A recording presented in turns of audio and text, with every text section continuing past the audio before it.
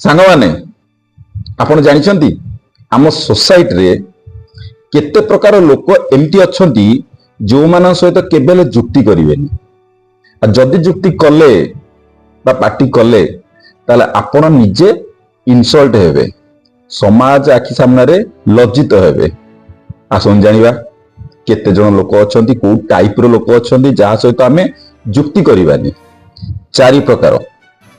ପ୍ରଥମ ହେଲା ଛୋଟ ପିଲା, ଦ୍ୱିତୀୟ ହେଲା ବୟସ୍କ ଲୋକ, ତୃତୀୟ ହେଲା ପାଗଳ ଲୋକ, ଚତୁର୍ଥ ହେଲା ମୂର୍ଖ ଲୋକ। ସବୁଠୁ ଇଣ୍ଟରେଷ୍ଟିଂ କଥା କୋଉଟା ଜାଣିଛନ୍ତି?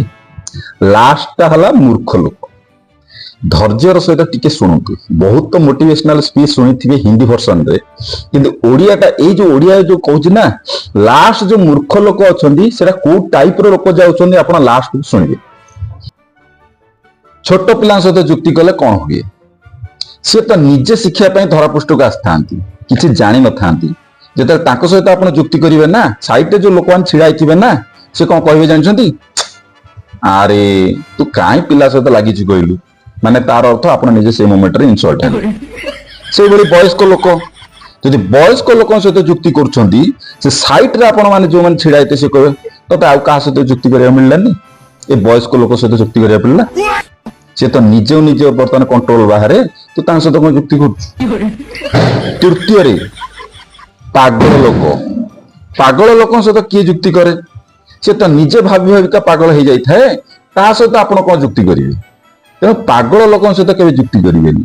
ଏବଂ ସବୁଠୁ ଲାଷ୍ଟ ହେଲା ଇଣ୍ଟରେଷ୍ଟିଂ, ମୂର୍ଖ ଲୋକ। ଆଚ୍ଛା, ଆପଣ ଭାବୁଥିବେ ମୂର୍ଖ ଲୋକ ବୋଧେ ପାଠ ପଢୁନଥିବା ଲୋକକୁ ମୂର୍ଖ ଲୋକ କୁହାଯାଏ। ଭୁଲ। ଏମିତି ବି ଲୋକ ଅଛନ୍ତି ଦିଟା ମାଷ୍ଟର ଡିଗ୍ରୀ, ଗୋଟେ ମାଷ୍ଟର ଡିଗ୍ରୀ ଏବଂ ପ୍ରଫେସନାଲିରେ ଲେକ୍ଚରସିପ ଥିବେ ଏବଂ ବଡ ବଡ ଗଭର୍ଣ୍ଣମେଣ୍ଟ ଚାକିରି କରିଥିବେ, କିନ୍ତୁ ସେମାନେ ବି ବେଳେବେଳେ ମୂର୍ଖ ହେଇଯାଇଥାନ୍ତି। ସମସ୍ତଙ୍କୁ କହୁନି, କିଛି ଲୋକଙ୍କ ପାଇଁ କହୁଛି। ଆପଣ କଣ କହିବେ ମୂର୍ଖ କେମିତି ଜାଣିବେ? ଯୋଉମାନେ ୱେଲ ବିହେଭ ଜାଣିନାହାନ୍ତି, ମ୍ୟାନର୍ସ ବୋଲି କିଛି ଜାଣିନାହାନ୍ତି, ବଡମାନଙ୍କୁ କେମିତି କଥା କୁହାଯାଏ ସେଇଟା ଜାଣିନଥିବେ, ଛୋଟ ମାନଙ୍କୁ କେମିତି ଆଦର କରାଯାଏ ସେଇଟା ଶିଖିନଥିବେ, ସଦା ପଇସା ମୋହ ମାୟାରେ କିନା ଇଗୋରେ ରହିକି, ଗର୍ବ ଅହଙ୍କାର ରହିକି ସବୁ ପ୍ରକାର ନିଜେ ସେଇ ମୋମେଣ୍ଟରେ ଡିସିସନ ଦେଇ ଦଉଥିବେ। ତାଙ୍କ ପାଖରେ ସଦା ଥିବ ମୁଁ ଶବ୍ଦ ଥିବ। ଆପଣ ନିଜେ ଚିନ୍ତା କଲେ ପୋଷ୍ଟର ପାୱାର, ନିଜର ଗର୍ବକୁ ନେଇକି ଯୋଉ ଆଧିପତ୍ୟ କରିଥାନ୍ତି ତାଙ୍କୁ କଣ ଆପଣ ଶିକ୍ଷିତ କହିବେ? କିଛି ଦୁନିଆ ବିଷୟରେ ଜାଣିନଥିବେ, ଘର ଦିଟା ବଡ ବଡ ବିଲ୍ଡିଂ କରିଦେଇଥିବେ, କାରରେ କିନା ଭଲ ଭଲ କାରରେ ଯିବା ଆସିବା କରୁଥିବେ, ସ୍କୁଟିରେ ଯାଉଥିବେ, ସେମାନଙ୍କୁ ଆମେ ଦେଖିଲେ କହିବା ଯେ ପ୍ରବଳ ପଇସା ପତ୍ର ଅଛି, ଓହୋ ଶିକ୍ଷିତ ଲୋକ। ଏ ଦୁନିଆରେ ବୋଧେ ଇଏ ହିଁ ଶିକ୍ଷିତ ଲୋକ ଏବଂ ଧନୀ ଲୋକ, ରେସ୍ପେକ୍ଟିଭ ଲୋକ। ଭୁଲ। ସେମାନେ ନିଜକୁ ନେଇ ଜାଣିନଥାନ୍ତି ଲୋକମାନଙ୍କୁ କେମିତି ବିହେଭ କରାଯାଏ। କାରଣ ଆମେ ଗୋଟେ ମାନବ ନା, ଆମେ ମାନବ ସମାଜରେ ସମସ୍ତେ ରହୁଛେ, ମାନେ ସମସ୍ତଙ୍କୁ ଆଦର କରିକି ରହିବା। ଆମେ ପାୱାର ପାଇଛେ ବୋଲିକି ଆମେ ଯାଇତାଇକା କହିଦେବା, ତ ତାଙ୍କୁ ଆମେ କେବେ ହେଲେ ଶିକ୍ଷିତ ଲୋକ କୁହାଯିବନି, ମୂର୍ଖ ଲୋକ କୁହାଯାଏ।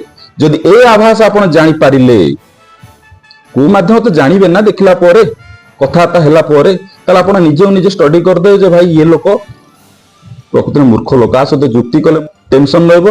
ତେଣୁ ଏଇ 4 ପ୍ରକାର ଲୋକଙ୍କ ସହିତ କେବେ ହେଲେ ଯୁକ୍ତି କରିବେନି, ଯେତେ ସାଇଲେନ୍ସ ରହିବେ ଭଲ।